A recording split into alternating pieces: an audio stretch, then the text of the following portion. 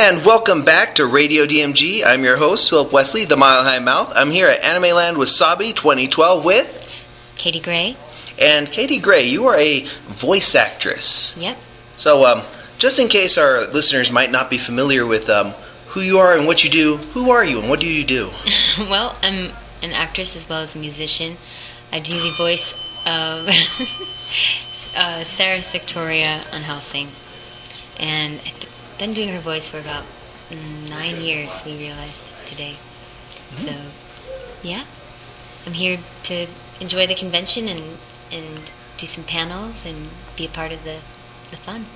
And also play some music. Yes. So, really quickly, yeah. How did you start your band? How did you get into that? Well, I think it was inside of me always, music and being a musician, and as well as being theatrical and just a creative talent. I pursued acting first, and I was in LA. I lived down in Los Angeles, and had my agents and a manager, and that was my mission, was mostly television and movie auditions.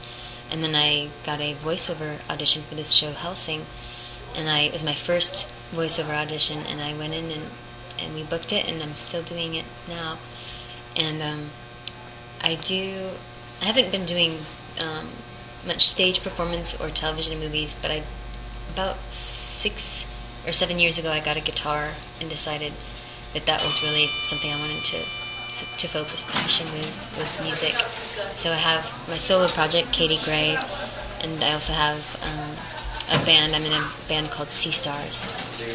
Yeah. So tell me a little bit about Sea Stars. How did that get formed? Sea Stars is actually a project with my boyfriend, and he and I write songs together, and we're going to be performing here at the convention tomorrow. We don't have the full band, but it's really just it's a duet. We write songs together. It's really pretty, and he has a couple of other projects. He's more of a rock star. He was in a band called Freeland for a while, which was with our friend Adam Freeland, and then he has a rock band called The Burned, and I sing in that band as well. Ah, cool. Yeah. So what's with the name, the Sea Stars?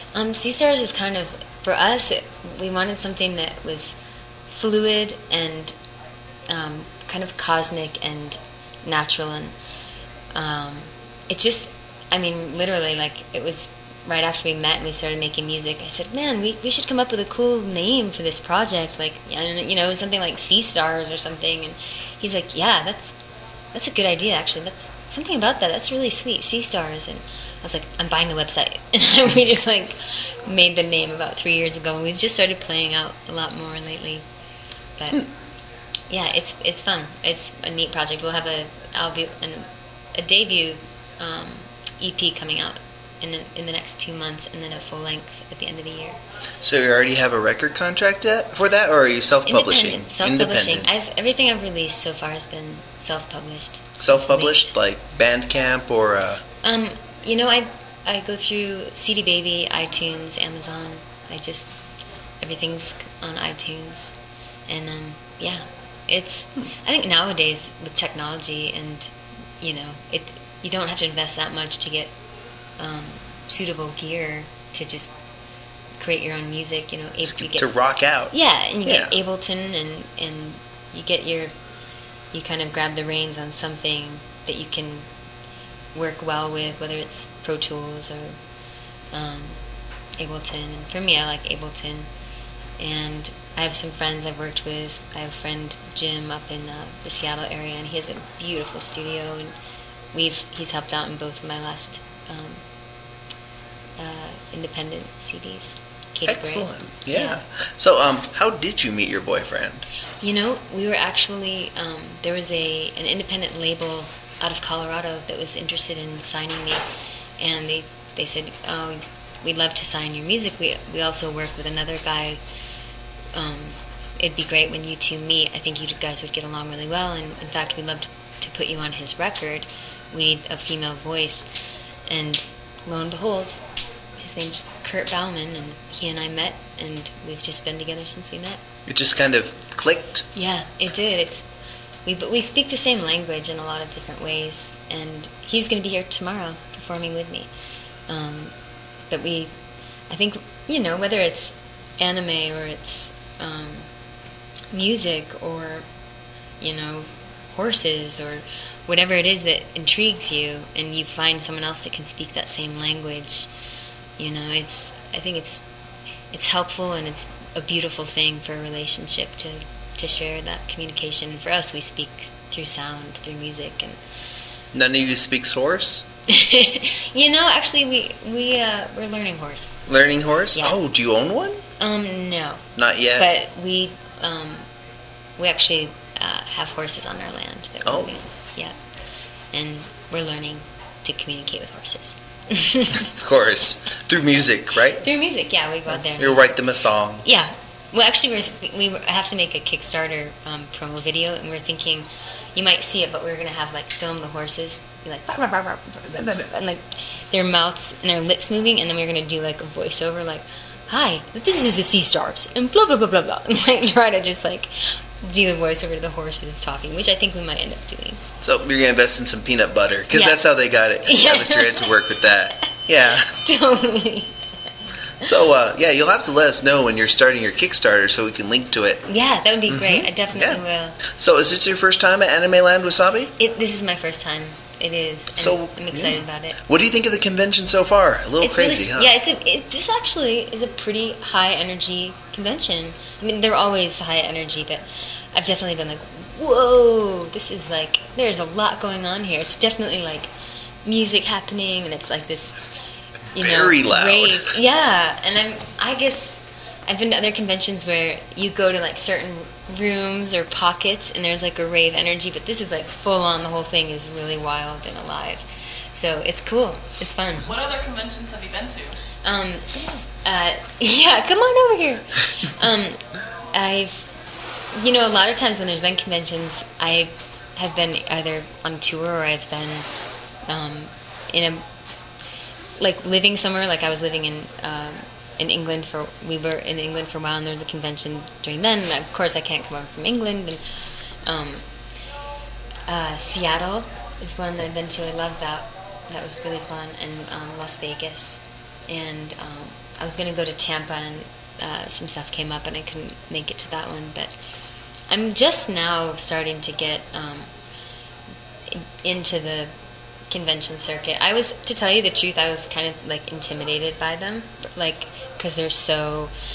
I don't know. I was just some little hidden shy part of me was just kind of nervous about going to the conventions. I know there's panels and you're answering questions and interviews and signing autographs, and I guess I was just kind of more shy and humble, and they intimidated me. And now I'm whatever, they're so fun, and it's cool to link the music and do a show while I'm at the convention. I love doing that. So I'm really open to coming to conventions, and I think with Hellsing releasing some new stuff this year. Yeah, looking forward to that. I bought Yeah. every single one of them as they came out, including cool. Hellsing Ultimate. Oh, all the cool. way up to the last one they put out, which had the major speech on it with a karaoke version. Right. So, what was it like working with Bang Zoom Entertainment? Well, for me, I was it's Genion and New Generation Pictures. Oh, New Generation Pictures. Yeah. Genion. Sorry, I thought it was Bang Zoom that dubbed it. Oh, it's New Generation Pictures. Oh, New Generation Pictures. Sorry. Yeah, which is man, Jonathan and Taliesin, they seriously are angels. I've known them for seriously. We're gonna have to have some kind of 10-year anniversary when we started it, because it's approaching soon.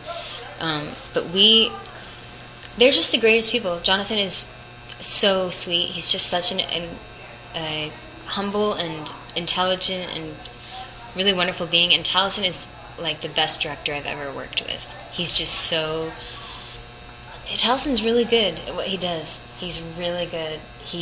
I guess there's something about you just kind of feel comfortable with Taliesin, and he really is. He's really good at reading someone. He knows me, and he knows exactly what to say or do to access what it is that what he needs. If he needs me to get rawr, and get really fierce and intense, he kind of knows how to prepare me for that mentally and what to say and then where to go with it. And he's just really good. I really enjoy working with New Generation Pictures. Like, they're just, everyone there is really wonderful. Crispin's great, and everybody's wonderful. Oh yeah, it's definitely. I mean, Crispin Freeman's a pretty cool guy. Yeah, he's wonderful. All of them, like the whole crew is we're a fascinating group. Like totally esoteric, like magician energy. Like there's a lot going on there. That's just voices.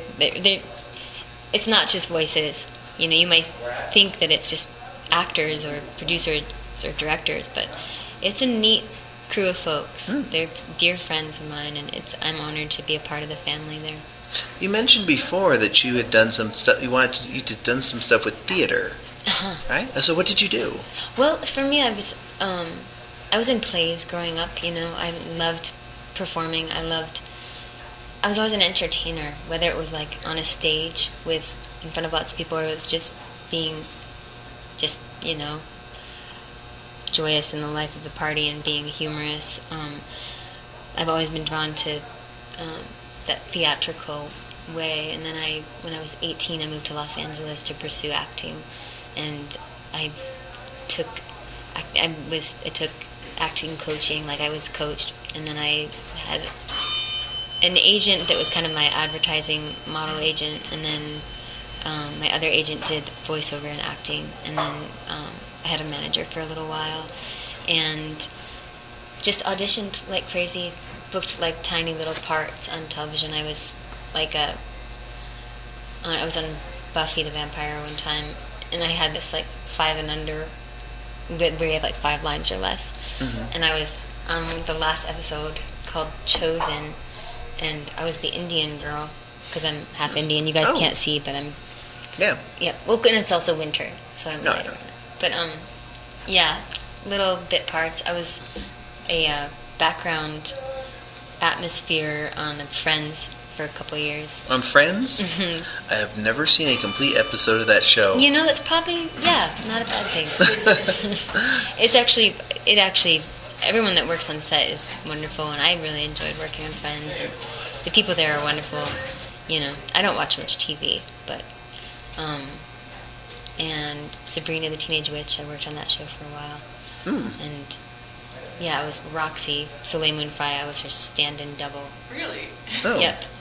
These are little things that I don't talk about. Yeah, just like, you're like, I've been in everything. I'm the other Kevin Bacon. Totally the Kevin Bacon 6 degree. Yeah. The college years, one of the roommates. What's that? The college years with Sabrina. Oh yeah, exactly. With Lisa Donovan and Soleil Moon Frye. There's Roxy and what was Lisa's? I forget her character's name. But it was sweet. All of them are wonderful too. Everyone I've worked with in LA, I've never had like a bad experience. There's so many good people there, and it was a way to pay the bills for a while. And then I was like, what am I doing? I'm in LA doing background stuff. Why don't I just like go to a real cafe instead of a Central Perk? Like, what am I doing? And I got a guitar, and I was like, okay, taking a breather from LA. Was the guitar your first instrument? I actually played flute. Oh, for flute. about 6 years. Flute, recorder. We all start with those, right? Right, the recorder. Yeah, it's true. Oh, yeah. Recorder first. Or probably one of those colorful rainbow xylophones when I was little. I don't know, I'm sure I must have been playing totally. But, those kazoos. Yeah, a kazoo. I'm sure I had a kazoo and some tambourine. And big like little rock. Doing the little extremely loud, incredibly close thing with the tambourine. Yeah, totally. But I played flute in school. And actually, I wanted to play drums, like percussion, and I was so into playing drums.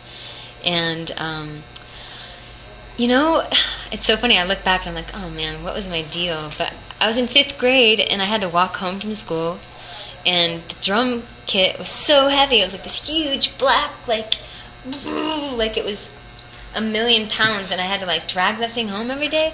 Like, I was in band playing drums for like 4 days. I'm like, Mom, I don't want to play drums anymore. And she said, why? I thought you liked it.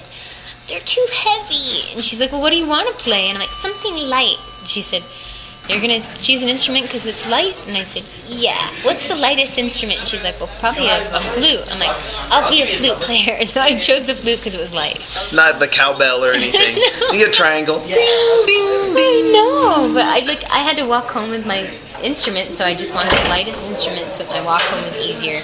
And that's how I ended up playing the flute. And it ended up being like an incredible way to learn and get a relationship with melody. Because a flute is a melody maker. And that ended up being really, it's a major part of my songwriting and my music is the melody. So I know. Sorry guys, we're kind of next to the door in an elevator. Yeah, we were surprised. There's a lot of people on this floor apparently. Apparently, like floor 7 isn't very quiet.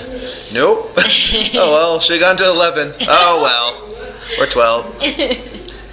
Oh well. So is this your first time in Colorado? No, I'm actually living in Colorado right now. We're living over on the western side. So it was a bit of a drive this morning to get here. But Colorado's amazing. You guys live in Colorado? Oh, yes. Yeah, isn't it amazing? When did you move here? About 4 months ago. You moved here about 2 years ago? About 2 years ago? Make sure to drink lots of water. It's so true. In fact, I've not had enough water today. I have to remind myself in Colorado. Plus, it's so dry. Oh, goodness, yeah. Nosebleeds and things. Yeah, it's true. And I know for people that aren't acclimated, that are coming from sea level, like you come from LA to Denver, and it can do a number on your system. Especially if you have a drink. Yeah, exactly. Oh, if you have a drink, you might be down. Yeah, after all, it's Denver. It's the drunkest city in the... Yeah. Yeah, pretty much. Totally. It's so true. But yeah, what got you interested in anime or animation? You know, it kind of just happened naturally, just by auditioning. I didn't have any idea what I was auditioning for. I knew it was... In fact, I think when I first auditioned, if I remember correctly, I don't know, I think I might have auditioned for Integra, because I was auditioning for a different role than Saris. And when I auditioned for Saris, I think Taliesin had me audition for a role. I remember he had me read it, and then after he heard my voice, he said, okay, I'm going to give you another character to read. And I didn't know that the whole series was with an English accent. I had no idea, but when I read the part as an actress, I made a decision to bring it in English accent to the audition, because I personally felt like that would enhance the character, and I thought, I'll just do an English accent, and if they want me to do it without an accent, I'll just do it normal, but I'll kind of, I'll surprise them and just, I'll read for the role and do an English accent. And then it turns out that it all took place in London, and I didn't know that, and I think there's some cool synergy that happened when I read the role with the English accent, and Taliesin thought, okay, he was excited, and he pushed a couple other scripts at me and different characters, and I think the next day I was, because my manager at the time, she was also my acting coach, teacher, and she had a group of us kids, and she said, okay, well, one of you has booked a role, and she said, in fact, this role you've booked, apparently they have no one else, they don't know who any of the other characters are, but they know they want you. And she looked at me, she's like, you are Saris Victoria. And I was like, whoa, awesome, that's so cool, wow. And I had no idea, like 10 years later, I'd be like, yep, I'm still Saris Victoria. Yeah, you never know. Yeah, because they decide, well, we're going to make something closer to the manga, and that always works out pretty well. Yeah, totally. So, okay, NSFW. Yeah. That's fine. Goodness. Well, anyways, have you seen the show that you're in? Yes. Okay. What do you think of it? It's interesting. In fact, I was talking with my friends on the ride here, and they were asking me similar questions, and I said, get off, just get off. That's not worth it. Just a mouse will press every button on the way out. Not worth it. Okay, so do you want to repeat the question? Oh, the question is, now since you've seen the show that you're in, Hellsing and Hellsing Ultimate, what do you think of the show and the direction that they took your character? Okay, so that's what I was saying. On my drive here, my friends were asking me about it, and they're like, so, like, tell me about the voiceover work that you do. And I said, it's really interesting and really fascinating because I have found that, like, say, me at 21, that's when I started doing Ceres, like, because I just turned 30. When I was 21, like, I was definitely more insecure, my voice was more squealy. I was like, you're 21, you're kind of just fitting in your body, you're on your own, you're trying to figure out your place in the world, what you want to do, and I was, gung-ho, following the world of acting, and I look at Ceres back then, and she was insecure, she was timid, she was unsure, she had this power in her, but she hadn't quite discovered it yet, or didn't have a solid relationship with it, and now she's just like, she can take anyone out. Like, she's just a badass. She's so strong. She's such a power force. And not that I'm like, yeah, I'm so strong, I'm such a power force now. But in a way, like, I'm so much more in my being, and I'm much more confident. And I get that, I care less about what people think and about the hurdles. They don't intimidate me like they used to. And so I have a sincere appreciation for Ceres Victoria and my relationship with her and us having grown together in a way. It's fascinating. But the show itself, at first I thought it was really gruesome. Kind of like Ceres was like, oh my gosh, blood? Like, what? Oh my goodness, what is this? Like, she was scared, and she was a little bit like, what is going on kind here? Of a kitten. Yeah, she was a kitten, and back then I was a little bit more of a kitten. And now I'm more of a mountain lion.